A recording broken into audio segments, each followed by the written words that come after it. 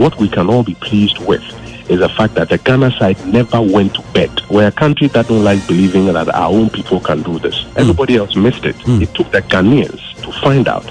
And I think we can commend the team at ECG, at the Energy Ministry, and at the Finance Ministry, that they continued to dig and dig and dig. They have this, and they have given good advice, which has been acted upon. Well, that is the government take on the subject, that the state actively, at all times, protected our interest as citizens in a PDS matter. What is your verdict on that? And how the state has often acted in the past in protecting and serving your best interest? Ghana and beyond will connect to discuss.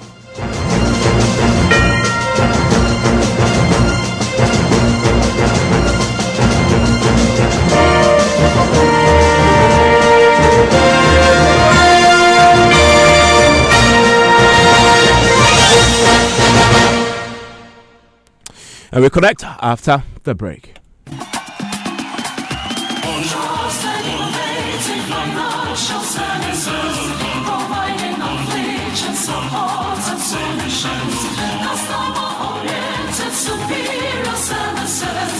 Success of Russia.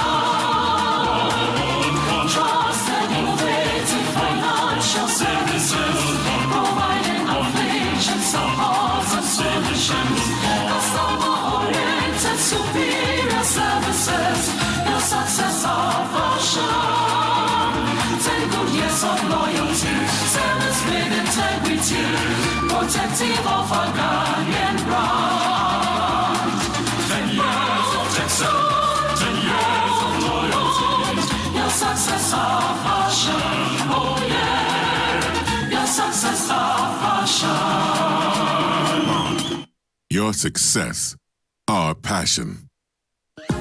Get 100% bonus when you top up airtime with Vodafone Cash. Dial *110# to top up now. If you know, you know. The future is exciting. Ready? Thank you, folks. On my A list today, show some love for Contractor EB.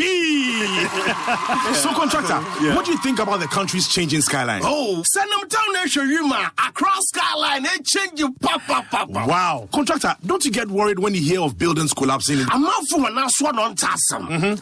It is the likability of using low quality product. Please explain why. Yeah, cement is no quality on your gasem. Village of Fefu. It was built with gasem. Says the gasem is your construction. Osi ho pumping. She N1 KJT market. Kotokana Kumasi Airport. Cape Coast Stadium. Atwabu gas project in na. Gasebo. Messi what the quality. You know what is quality. Gasem.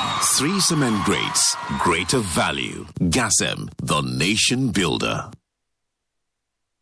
Promo way there, I had the. Some you use me mumu. If you say MTN Echimachedia at their 2 table, brand new Samsung 65-inch UHD Smart TV, and a brand new 2019 Hyundai, and a fit 3,000 Ghana there. You should say mono. MTN Momo. Still, Misaka, the journey of 1,000 smiles. Yes, I see 10 years ago, and to celebrate this milestone, MTN give you away exciting prizes in the MTN Momo Attend promo. Yeah, you use Momo no, you could win one of the 2019 Hyundai i10 cars. Yes, some or Samsung Smart TVs for baby, and they up to 3,000 cedis e-cash every month, and a grand prize, 2019 Hyundai Santa Fe in the MTN Momo Attend promo. Into signing on and keep using your MTN Momo. Now when it big, if it's happy, I could see August only on Ghana's best network. Dial *120#. Now check your points. Terms and conditions apply. Just Momo it. We're there for you everywhere you go.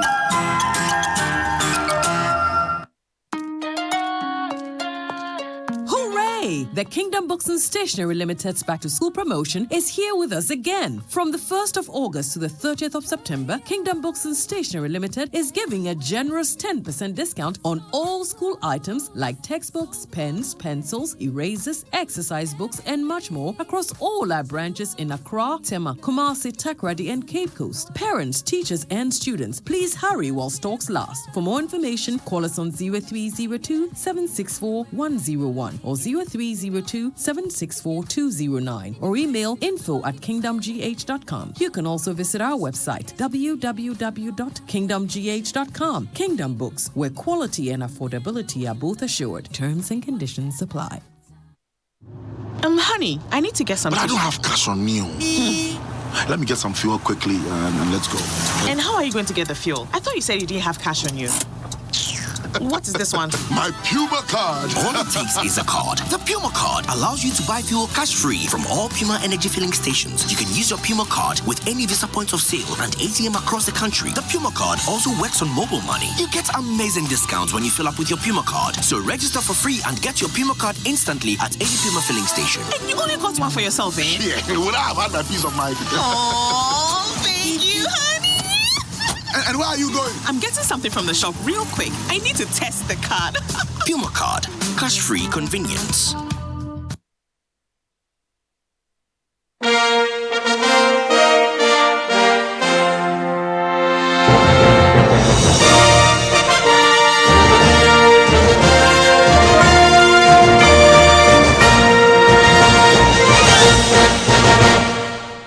Thank you very much, Mr. Evans Manson. I listen to you every day, and I encourage you and thank you for all the educative programs you mount.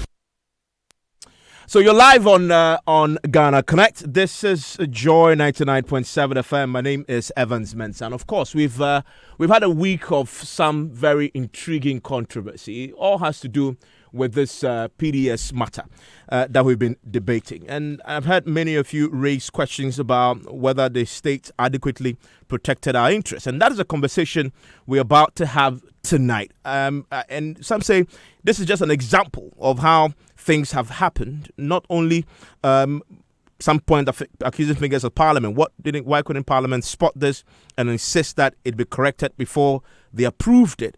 But parliamentarians also point fingers at the executive. They say, well, you changed the terms after we approved it, and so you can blame us. But what about the technocrats, those who are not politicians, who we also pay quite sizable amounts of money, who work in these state agencies who are supposed to also do this? How long would it have taken to make a call to Qatar, Al-Quds, and check about the guarantee, the status of it, and its ability to carry through what it claimed it could? So these are questions that needs to be answered. And tonight we're going to pose that question. Citizens are going to debate it and see if we could draw any lessons from what is happening with PDS. But how many times haven't this happened and we said never again? And so let's have this conversation tonight. You can join us wherever you are tonight. This is how you can do so.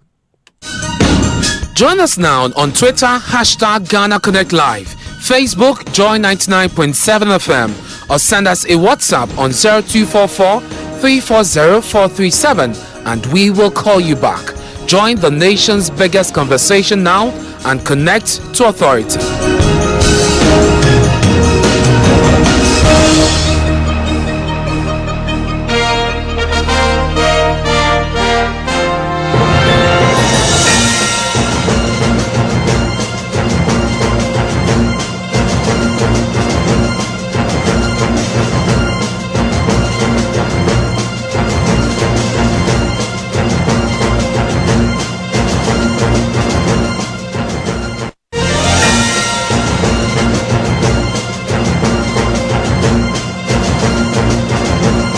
And that's how you can join us. In the studio with me tonight connecting is Vincent Lecha Kobla Jokoto, who is mergers and acquisitions practitioner and columnist. Hello, Vincent.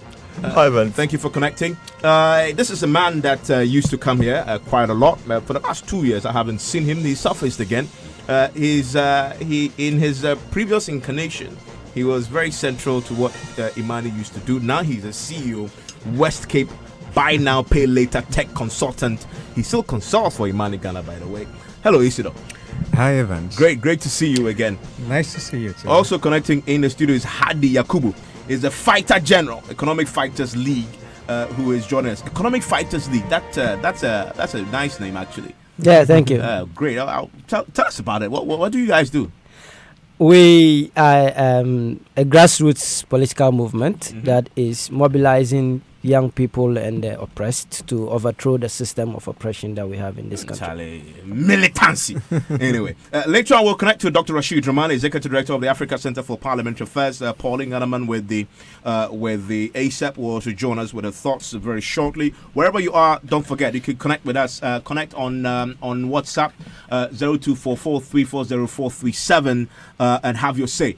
Send us your WhatsApp. We'll try and have us a few. If your view, we'll try and exercise editorial judgment on what you say. We might call you in to share your thoughts wherever you are in the world. Really, once you're Ghanaian, you're allowed to join us wherever you are. Send us our WhatsApp 0244340437 and you get to talk to us live on this particular program. I want to start, gentlemen, by inviting you to listen into the Information Minister Kojo Oppong-Nkrumah, who makes a strong case that we should applaud the state agencies that worked on this, because it is through their diligence that they found this potential alleged fraud that led to the advice to suspend PDS.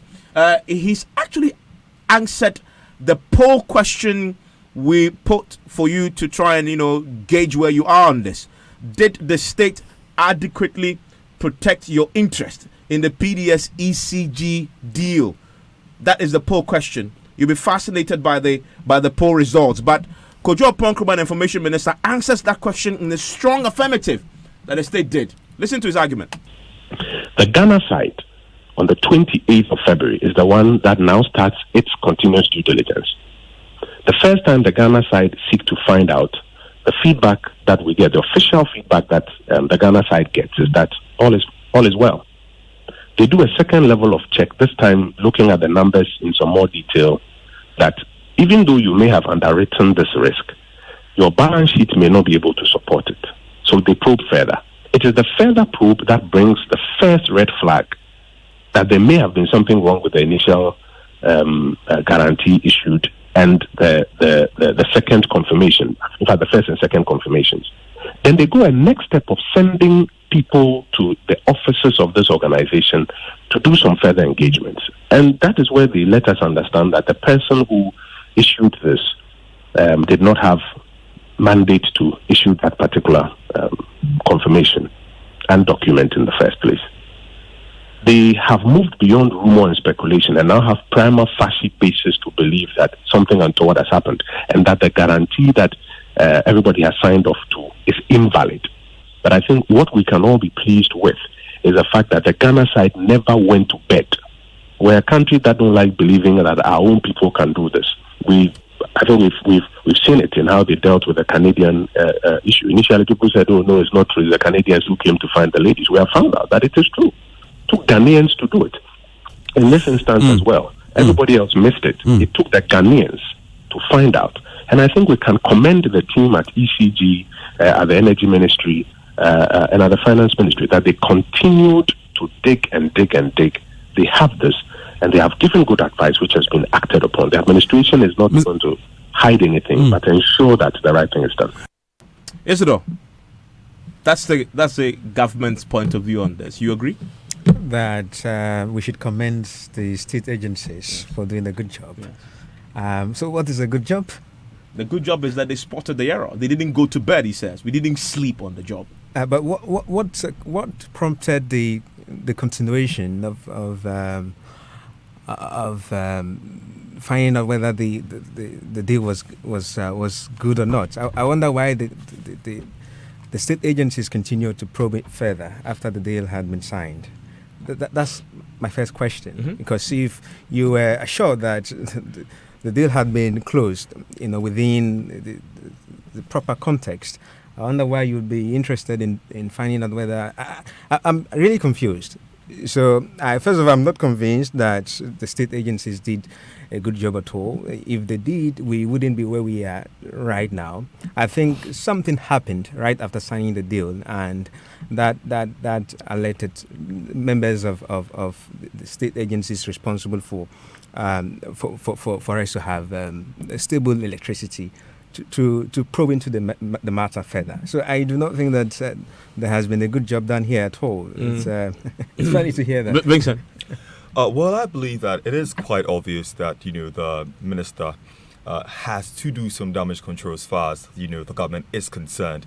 I mean, all your discerning listeners, the general public does understand that this has not been an instance where our state purse, that it seems like our state purse is being protected. And the beauty about that is that we've done 3 polls on 2 social media platforms, 3 social media platforms, Twitter, 2 separate Facebook accounts, Joy News Television, Joy News Radio. We'll announce the results shortly. Fascinating. Thousands and thousands, almost 5,000 people have responded to the poll question.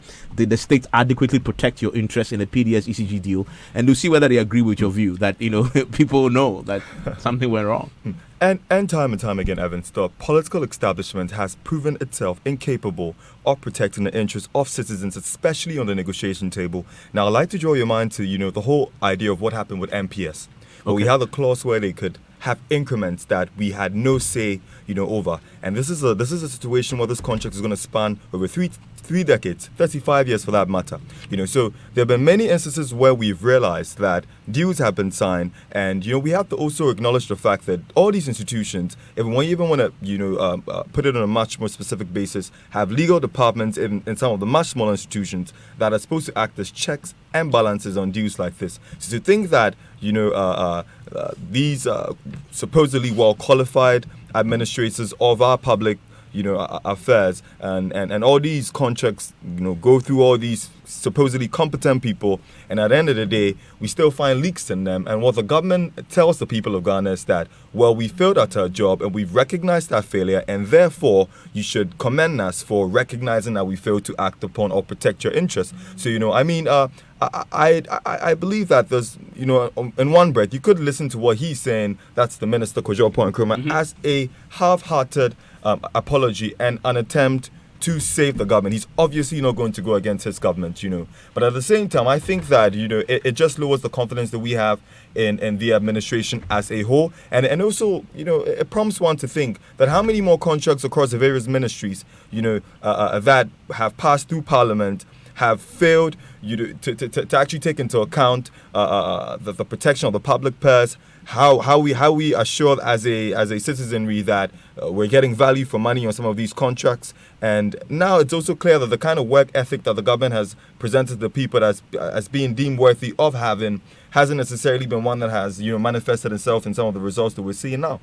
So definitely I definitely haven't been pleased with what's going on. It raises red signals all over other public contracts as well, and we need to see much better public administration. But Hadi, the truth is, we spotted it, and this is Kojo Nkrumah's argument that MIDA, which is a Millennium Challenge, compact appointed agency representing, it's a subsidiary of the U.S. Compact, right?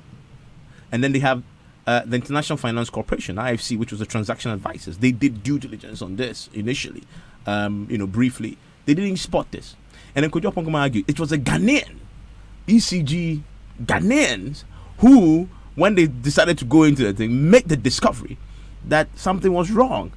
I mean, that he says should tell you that the Ghanaian didn't go to sleep. It was when you trust the Ghanaian, he can deliver, and that your interest was primarily protected in this and secured and guaranteed in this matter by the Ghanaian and not the foreigners that sometimes we trust. Well, I can agree with the minister on the point that the Ghanaian representing the personality of all of us, can be trusted to do a good job. It's just that the Ghanaian's government, his government, the system of governance that has been in place over these years is incapable of protecting his interest. But the Ghanaian, as a personality, is capable of doing a good job. But that's a very interesting dichotomy you're drawing. Yes, because it's a Ghanaian who makes up the government. Certainly, but there are several characteristics that differentiate the Ghanaian in government, or the Ghanaian in the privileged class, if I may even put it that way, in that class context, and the Ghanaian in the other class, the other side of the spectrum. But you have to be a Ghanaian in the other class first before you migrate to the Ghanaian in the privileged class. Well, not necessarily, but even if that is the case, nobody is born. Ab initio by being not necessarily. You made a graduation, but even education, etc., privilege, heritage. Fine, Evans, but even if that is the case, once people graduate, then the interest and the class interest definitely change. Okay. And once the class interest definitely changes from what? Changes from protecting the interest of the majority. Exactly, to protecting the interest of the few. Of the few, okay. Exactly. That's the kind of economic system that we have. That's the kind of class system that we have. But so in that case, I agree with him. The Ghana is capable, but the government is not capable. And the government has certainly not been protecting the interests of the people. Now, I think Isidore asked the question as to why the continued due diligence. Because clearly, I heard from the Minister for Energy, who I think should have resigned by now, if that part of Ghanaians I'll ask your view on this dichotomy he's drawing. I don't think there's a Chinese wall there. Because they say you get the government you deserve. We are the government. You go on. I mean, it's an interesting point. Clearly. So the energy minister says that they were rushed into signing this deal by the Millennium Challenge Corporation. Yeah. And this brings me, in my analysis of this, into looking at the theory advanced by Kwame Nkrumah called the theory of neocolonialism, where he says that the essence of neocolonialism is that the state that is subject to it is, in theory, independent and has all the trappings of international sovereignty. In theory. But but in practice, is economic policies, and therefore is political decisions are dictated from outside. You think that's what happened in this case? That's what is happening in this particular case. And in fact, in most of our decisions that we've made in this country. So the blame that we can put on the government is that we have a government that is incapable of standing on its feet to say that this is what is in the interest of my people. And how can you allow yourself to be rushed, if indeed you were rushed, into signing an agreement that transferred 18 billion worth of assets just because you were getting 500 million? That doesn't make sense to me. That doesn't make sense to me. So, and you want to ask yourself, where is Parliament in all of this? Where is Parliament in all of this? Because it's not just a deal that went to Cabinet, and then Parliament definitely played a role in all of this. And clearly the answer is that Parliament is basically a useless body when it comes to agreements like this. The executive will just pass it, put it there, and they will just pass it. The argument they've made this week is that they raised the red flags. Nobody paid attention to them. Who is nobody? The executive. So Parliament, who raised the red flags? Where is the evidence? How can we verify that? Can we verify that? Actually, I think this very matter should draw attention to the capacity of Parliament to protect the interests. But why are we making this about Parliament? It's very important. No, because Parliament is supposed to be the check. Exactly. It's supposed to be the check. Parliament is supposed to represent the broader interests of the public. Exactly. The government is very partisan. Let's be. But Parliament is partisan. No, it's not. It's not supposed to be. The Parliament is supposed to protect the interests of the broader, citizenry. So I think every MP, parliamentarian member, is entitled to a research assistant. We're supposed to help them in delivering on your duty. Yeah. Yes, they have research assistants, but the research assistants, a lot of them are paid between 300 cedis and 500 cedis. which is very bad. So how are they supposed to survive in Accra? And I think some of the MPs don't also know how to read and write. I understand. True. So how can these people protect our interests?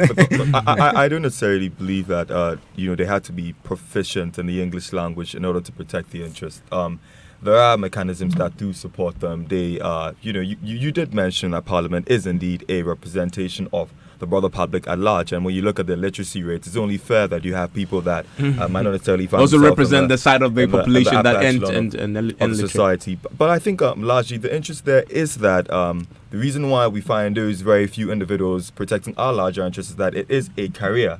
So they're taxed with the challenge of ensuring that things like this do not or care. Yeah. Because I mean, it isn't a Big Brother republic. None of us can actually, monitor the business of Parliament on a daily basis, and that's the reason why we decided to pick somebody from one of us from our constituency, to check on deals like that. But I think it raises a broader issue when it comes to civic dialogue and the constituents getting involved and also putting pressure on their members of parliament to deliver a much better job.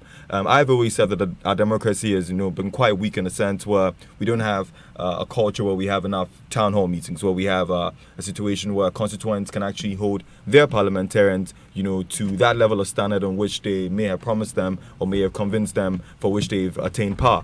So when it comes to town hall meetings, when it comes to reaching your MP, when it comes to querying your MP, or when it comes to the relationship between the MP and his constituents, that hasn't been something that has really been part of, the political culture at large as far as the Republic is concerned. But Isidore, aren't we unnecessarily bashing the MPs here? Because I don't think so. This week they've explained that what the executive finally implemented is not what they passed. That what they passed did, in fact, had a higher bar for qualifying to take over ECG's distribution services. Which in any case, Evans, yes. I think it's even that explanation points to the weakness of Parliament. How can you be a check? A quality control. Then you pass something. No. How can you allow that? Exactly. Go to government what else can they and do? allow the government?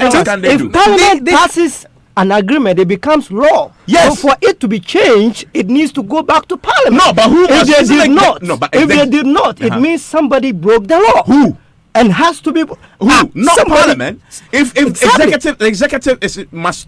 If they're going to change the terms, which indeed changed, because one of the first and they didn't go back. One of the first terms that, in fact, Parliament approved, and I can show you the document, is that the PDS needed a bank guarantee, not any ordinary bank guarantee, a bank of a certain higher class, right? And then Parliament said that's what we approved. But when it goes to the executive, it was then watered down to an insurance guarantee, which is now the issue. So the question is, if you listen to ASAP and Co, if government had gone with a strict rule, which Parliament approved of the bank guarantee, and you got a bank of that class to give you that guarantee, there'll be nowhere you come back and say the guarantee I got from, say, an HSBC in London is fraudulent. That's the argument. So the how do you blame? The question is, what makes the executive think that they can bypass what Parliament has passed, even against the law? Because my point is, how do you blame Parliament? I'm coming. Parliament has to be able to pass an agreement and hold the executive to it. Is it that they just pass it and they sit there? If the executive changes it against them, because mind you, if Parliament passes an agreement, it becomes law. If the executive changes it, it needs to go back to Parliament for approval. What makes the executive think that they can just take an agreement that's been passed by Parliament, change it any way they want without going back to Parliament for approval and just go on implementation? And for Parliament to keep quiet over the matter, over the change. No, they haven't kept quiet because this week they spoke. No, that's this week. When the matter became public, I'm saying that when it was not yet public, exactly. Somebody ought to be held. Exactly. And a vote of no confidence, or a vote of censure passed on that particular person. That's when Parliament will be doing its job. But as it stands now, our parliamentarian system is weak. The government is not accountable to Parliament, and that is very bad. In fact, we don't have a democracy, if you ask me. No, okay. So here's the thing. What about the technocrats, the faceless technocrats in all these state institutions? And remember, the Attorney General saw this, Finance Minister saw this, Energy Ministry saw this. He went to Cabinet. I mean, just MIDA. IFC, all these guys that were all being paid with the taxpayers' money to make sure this deal, once delivered, is watertight. What about those faceless technocrats? Why are we blaming the politician only? And as much as I agree with the fellow panelists that Parliament as an effective check and balance on our democracy ought to have protected our interests and deserves a great portion of the blame. I'd much rather focus on the technocrats as far as this is concerned, because that's the part of our democracy, or the part of our republic where we get very little closure. You know, people normally regard that as the political silhouette or the invisible government that we don't quite see. Yeah. And I believe that when instances like this come out, there should be a stronger emphasis on accountability and ratting out exactly who's been involved in these deals, the contributions they have made, and seeing that justice ensues at the end of this. So I've read some reports suggesting that we would get some investigations, and this is where my problem comes along, that there are scandals of this, caliber that we've seen in this republic over and over again, from the visa to whatnot. Yeah. Now, my problem is that when the government comes to assure us, or what, for example, if not to be a pessimist with what Mr. Paul Nkrumah has said, we could take his word for it. That, we could just take his word for it, not to be patronized, but to give him the benefit of the doubt.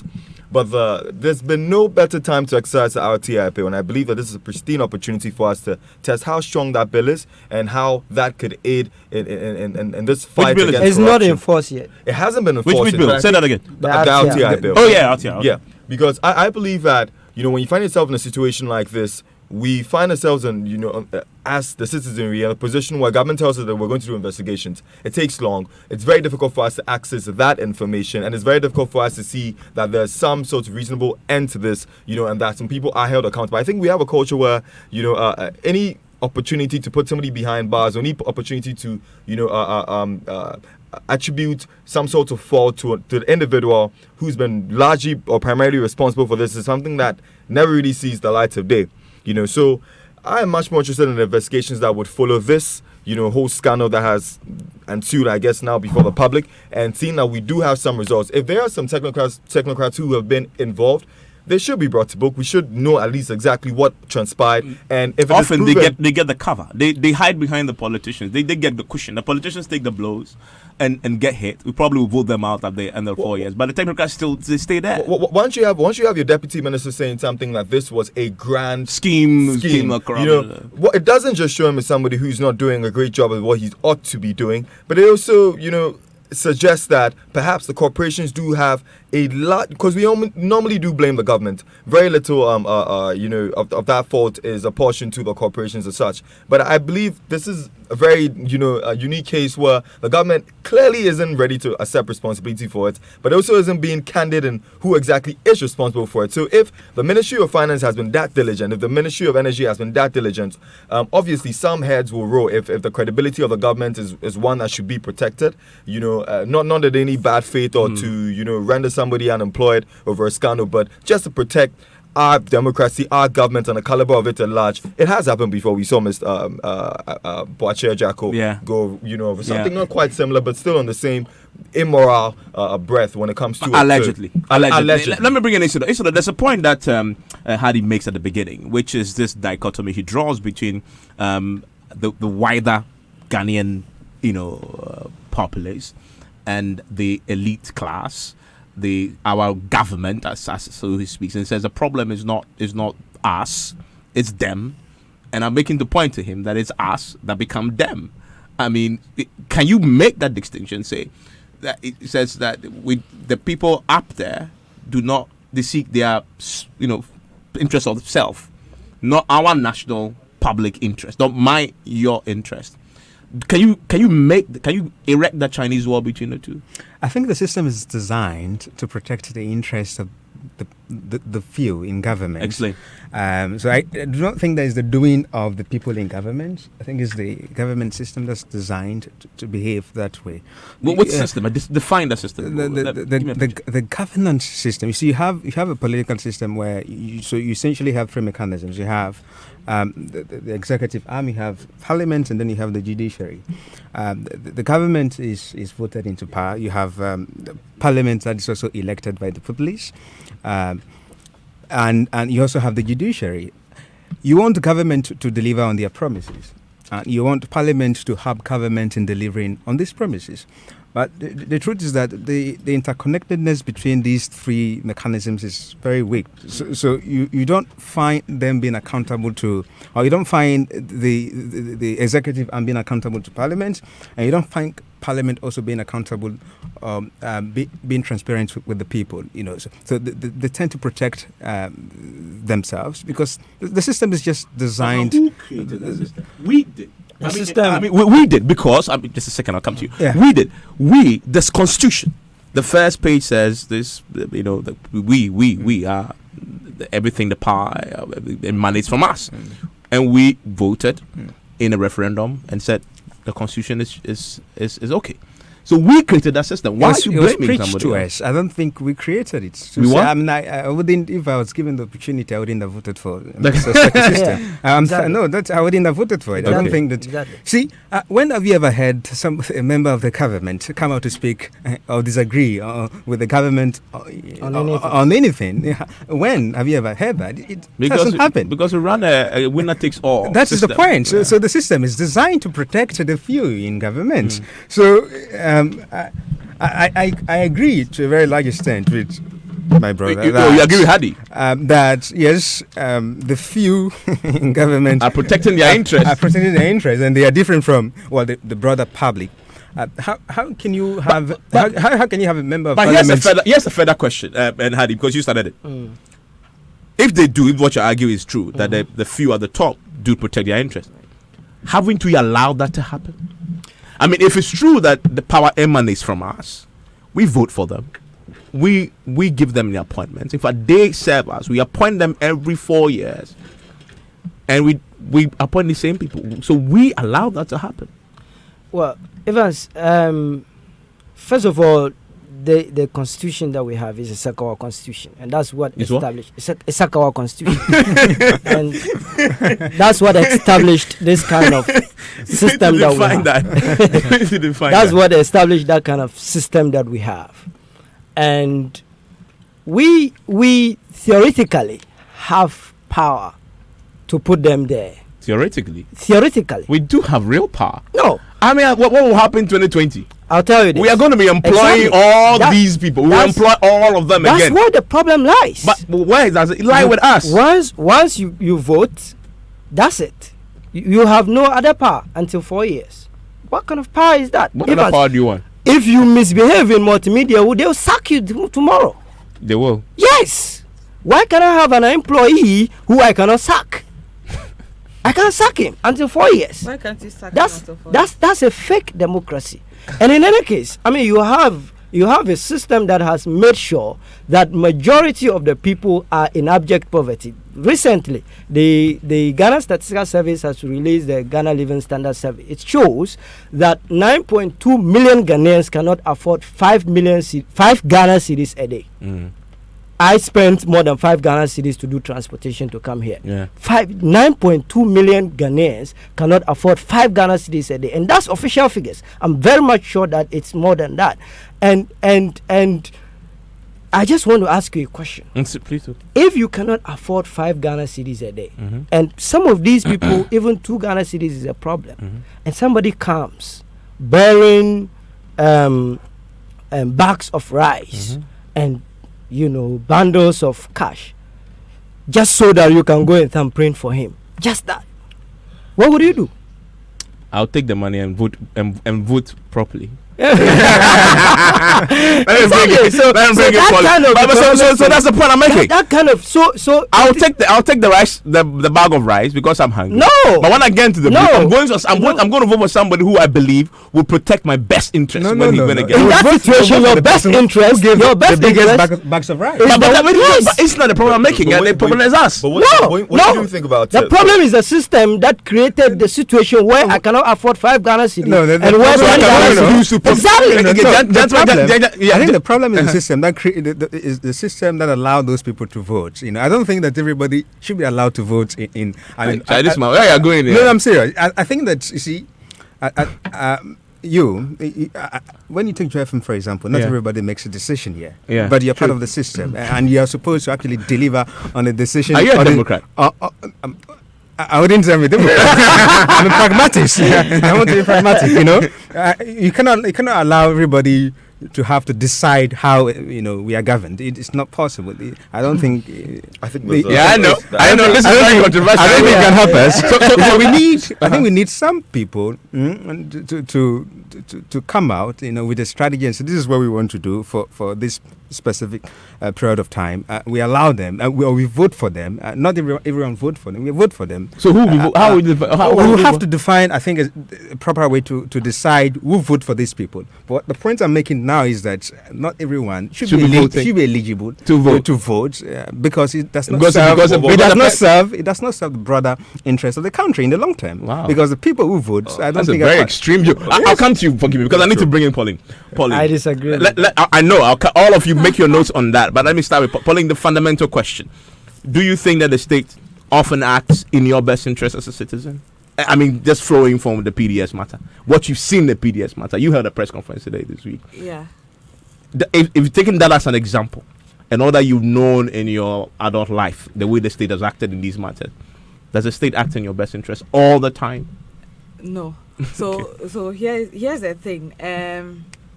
First of all, I'd like us to go back to the theory of social contracts. Yeah. Right. And talk about how Thomas Hobbes and co. try to help us understand the essence and importance of government.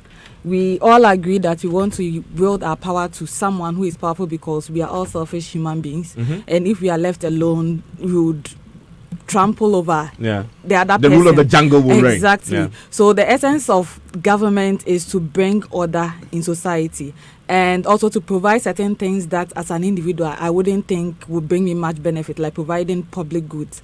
So if you ask me a question about whether or not the government has served my best interest, then I'll look at it from the angle of public goods and providing the basic needs of citizens to help them thrive, and to also live the aspirations of people as provided in the Constitution, protecting our welfare and ensuring that we have a democratic state that ensures people's well-being. So if you ask me, well, I have been in Ghana all my life. The only time I've gone outside is to study. I don't have any business living outside, right? But over the years, growing up and when I became a very conscious human being, I have seen a lot of changes over time. Okay, I started questioning the functions of government and the issue of fairness and equality and citizens' well-being and worth when I was in senior high school, and that is because I went to a deprived school. I really wanted to go to Wesley Girls, but they said I had 07, so they won't accept me. That is fine. But I made it to a secondary school which was really deprived. We had to go to town, walk like 200 meters to town, to bath in town, get the bucket and come. You go with your bucket, you fetch water from town, you come to campus for the morning, and then basic things like electricity wasn't available. Our library was not stocked at all. We didn't have adequate teachers, So as a young child growing up, I started forming ideas about what is the essence of my government to me when I faced all these circumstances. And I compared myself with students in Wesley Girls having all the facilities and us needing to compete to go to the university on the same level. So at that point, I realized that in this Ghana, government is unable to meet all of our needs. And the question is why?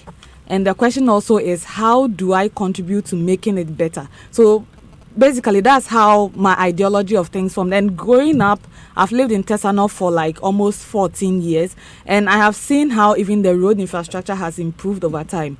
It was really bad, but beginning last year, it changed. So for me, if you ask me whether government is serving my interest, it is a very mixed feeling for me on a personal level. But on an economic level, having worked in ASEP for 3 years since 2016 and having seen some of the deals that have been passed and all, I feel that when it comes to high-level impacts, economic impacts on the country's economic health, I feel that sometimes, or most of the times, government is inclined to do things on a short-term basis. Look at our budget.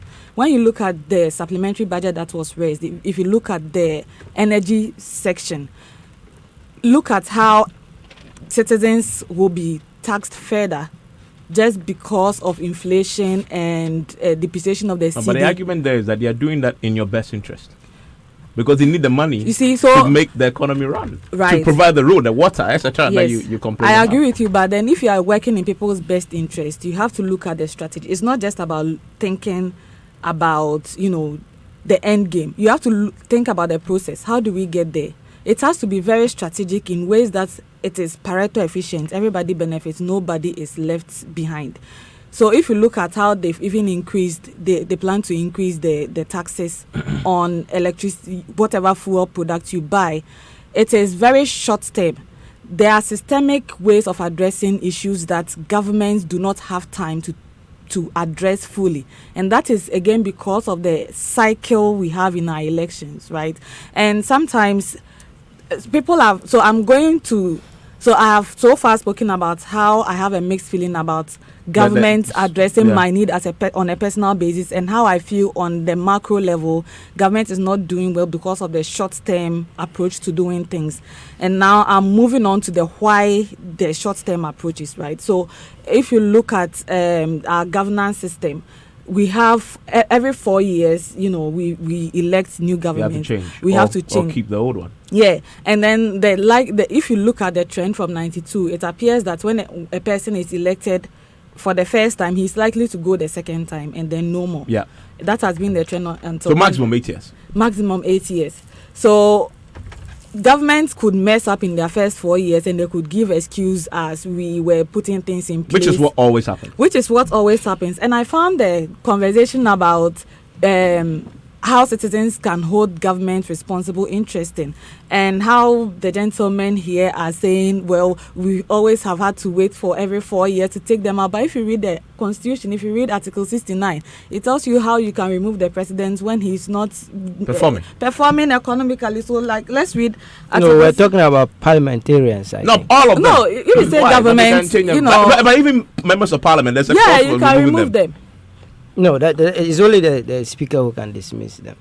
It's only the speaker who can dismiss them. Citizens cannot remove their members of parliament according to the Sakawa constitution. Yeah, Pauline, you were making a point. I was making the point from Article 69, 1. Okay, removal of the president. The president shall be removed from office if he is found in accordance with the provisions of this article to be incapable of performing the functions of his office. Okay, this one is by reason of infirmity, but there is this provision that talks about if he's not able to manage. Okay, so if his actions are prejudicial or inimical to the economy or to the security of the state. That's theory. That will never happen. No. But let her read further. Please, I want you to read clause 2. Okay, so for the purposes of the removal from office of the president, a notice in writing signed by not less than 1/3 of all members of parliament. So this This one talks about the process of removal. Yeah, that's the only way you can remove a president. The citizens themselves cannot remove their president. Yeah. But okay, so that's the point I was making. Okay, now can't we put pressure on parliament to remove? That is. And here's another problem with our system. Okay, and this is theory. I now agree with you that this is theory because now if Parliament even decided to remove president, our system has, so it's arranged in a way that Parliament, the incumbent has majority in Parliament. No matter what. But here's the thing. I mean, we talk about the executive and Parliament all the time. but yeah, you had a point to make about Isidore's point earlier.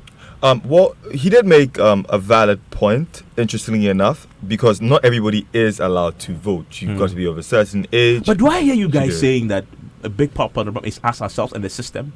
The reason why our leaders, you all believe, do not serve our best interest all the time is because of the system? Yeah, it's because of the system. You also say that? No, the system. Well, I beg to define a way because when you said the system. You mentioned the system a lot. Yeah, I did. But then when I was talking about social contracts, I mentioned that there are certain things that government is called upon to do. That is why there's a social contract, right?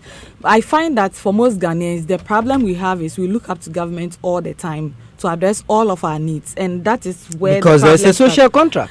You see, but you have to also situate yourself. So then it's us. Yeah, it's us. So the problem is us. We have a. If you have a mindset that government should do everything, and let's be realistic, okay? They can't do everything. Let's be realistic. But at least they can. No, but let's define everything. We don't expect government to give us oxygen. No, wait.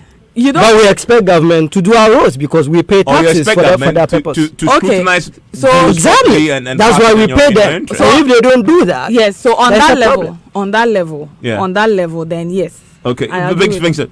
I understand the frustration with our democracy at large. I think for a democracy that's been quite infant, we're still contemplating, or we're now going to consider a referendum that would allow us to even elect our MCs and our DCs. And we all know that when you look at the problems of the mass at large, it's always in one of infrastructure, it's always in one about community development, and that's something we've been largely deprived of. Now, the reason why the citizenry may primarily seem inept is, first and foremost, the language of instruction that we use for governance is not one that the majority of the country is necessarily comfortable with. And when we're looking at parliament, we're really looking at legislation, we're really looking at policies, but the majority of the Ghanaians are striving or are craving economic independence. They want, if there's a free market enterprise that's supposed to serve the interests of communities, they want to see exactly how that can be improved. If it is about their DCs and the common fund, they want to have a say on exactly how much that money is spent.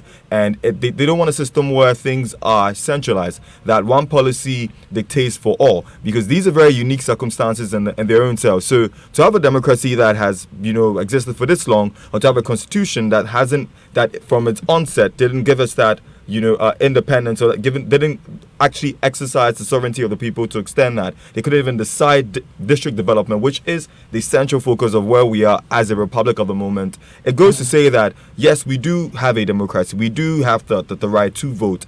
But those socioeconomic rights that we've been enhanced with have been trickled down to an extent. And so we're only now getting to a stage where that's being contemplated, that's being considered. And so Ghanaians at large have never really been enhanced to contribute to nation building. That's what I was going to say. So all of you seem to agree that the way the system is structured right now incapacitates the citizen to ensure that the people they vote for and pay to serve their interest actually do serve their interest. Yes. And right? Is that the agreement here? Yes. Okay. I want to connect to Dr. Draman. He is the executive director of the Africa Center for Africa Center Parliamentary Affairs. Hello, Doc. Yes, Ivan. Yes, thank you for connecting. There's a lot of focus in the wake of the PDS matter on Parliament, and already in the studio, people have said, "Oh, Parliament didn't do a good job. They should have spotted this," and etc., etc. Is that a fair assessment, appraisal of Parliament in the midst of all that we've seen? Yes, I think. I didn't hear what they said because I'm not in the country. I'm just connecting right now. But I think any assessment in terms of Parliament not really doing its job well, I think I would agree with that assessment. But I think there are so many explanations to it.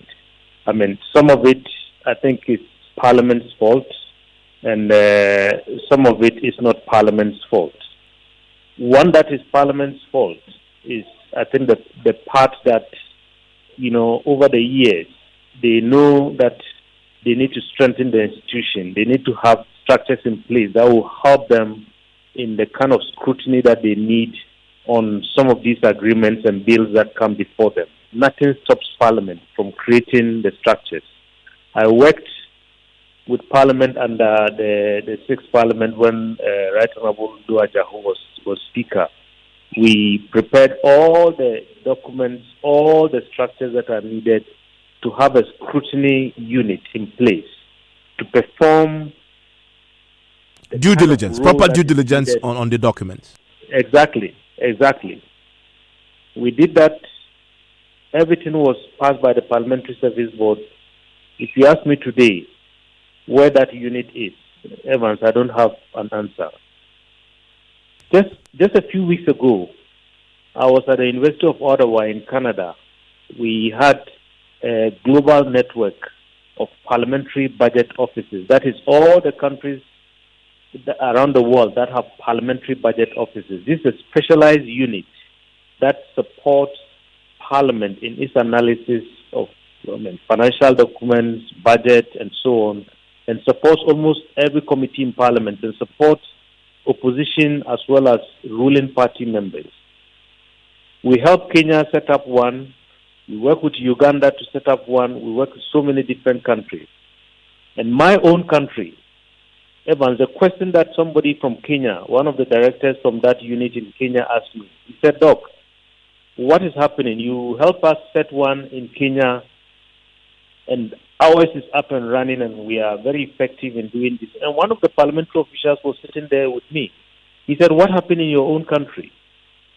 I told him, ask this official who is sitting next to me. Maybe he might have an explanation.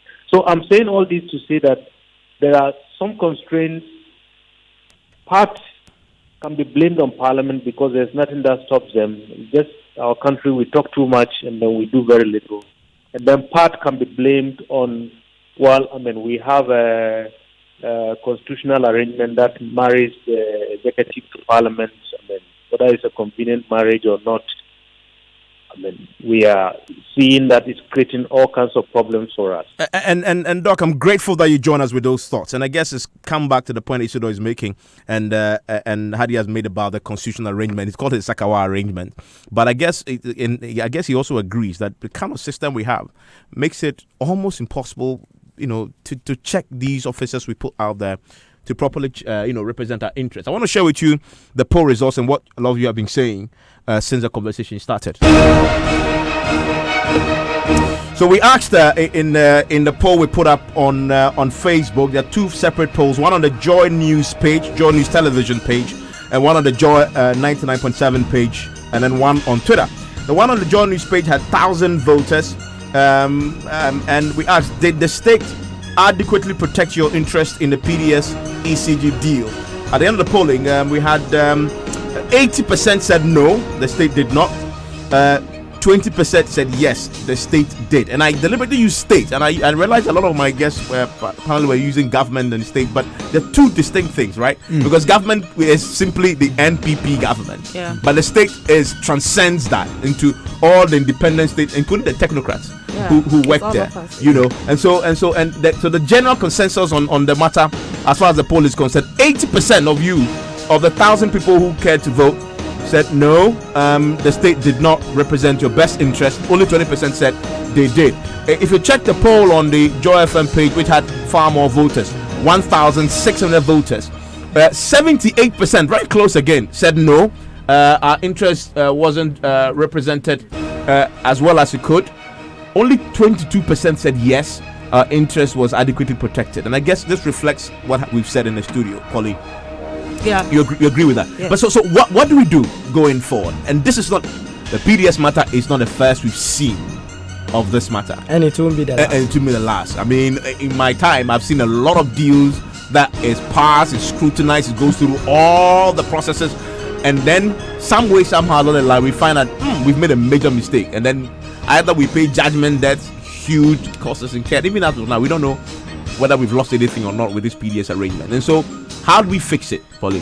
Very brief comments around the table. Well, I think that I disagree with the argument that citizens are powerless. We've been given the Constitution. The Constitution is like a theoretical document and all of that. I still believe that we can influence things, and I will take inspiration from the Road Must Fall campaign that happened as far back in 2015, where students in South Africa they talked about discrimination and they raised their voices against that, and it went across other universities across Europe, including Oxford in US, Harvard, and all of that. And students even protested against the university investing resources in other countries, because if the university did not accept this whole reaction against this whole reaction about racism, students weren't going to agree to how they even invested their monies. So I think if we might think we are powerless, but if we rise up as a country, if we rise up as citizens, I think the challenge with us is the fear. And I see it even in our classrooms. Okay, yeah. I mean, but there's a cultural thing. We've not been raised to be part of the system. What's your own take on the solution? That's part of the system. Just for the sake of time, yes, briefly. Yeah, so briefly, I'm saying we don't have to be afraid. We have to be bold about our ideas and sell it. Okay. Yeah, and garner support for that. But the problem we have is that people are too afraid to speak up. Yeah. Hadi. I agree with Pauline. It's not that we are inherently powerless. People, the masses have a lot of power. It's just that it's not being we've not been expressed, oriented, and the culture is part of the system. Really, it makes it a point to put down young people and to put. An important point you've made also is that the people who we've paid to protect our interests at all times also are a product of the culture. Exactly. And so, but you asked the question. So what do we do? What do we do? What we need to do is that we have to look to the roots of the matter. And the root of the matter is what created this system that we are all complaining about is the Secular Constitution. So we have to change the Constitution. We have to abolish the Secular Constitution and make sure that in Parliament, for instance, the legislature, for instance, what do we do? We have to bring proportional representation. What I couldn't agree more that we do need an entire review of the Constitution at hand, but I believe that, the fourth realm of the estate is doing an amazing job in keeping the citizenry informed. We need that to continue, but I believe that the relationship between the parliamentarians and their constituencies is one that needs to be enhanced. How can we do that? I believe we need to provide infrastructure and have a situation where, even if it's quarterly, if it's bi-weekly or whatever it is, we have a situation where they're communicating effectively what they're doing at Parliament or the business of government, to their constituents. You're talking about strengthening the accountability processes between the executive and certainly. Isidore, 30 seconds. I disagree with the position that citizens have to agitate to get what they deserve. Okay. It does not make sense to me. You voted people in But power. it's your right, right? It's your right, but you do not have to agitate for it. Imagine you are entitled. You are entitled. Yeah. No, but you are not getting it. No. So it does not make sense. That system. Imagine having parents where you have to agitate. So what do we do? What do we do? So I think that so the first thing, Parliament is supposed to protect the interests of the people, and Parliament is incapable of doing that because of the way Parliament is composed. I think we should have one third of Parliament should be independent, or should be made of independent members. That's radical. Yes, I think so. But it comes back to changing the Constitution. No. Ladies and gentlemen, I'm grateful that you connected. Enjoy the rest of the evening.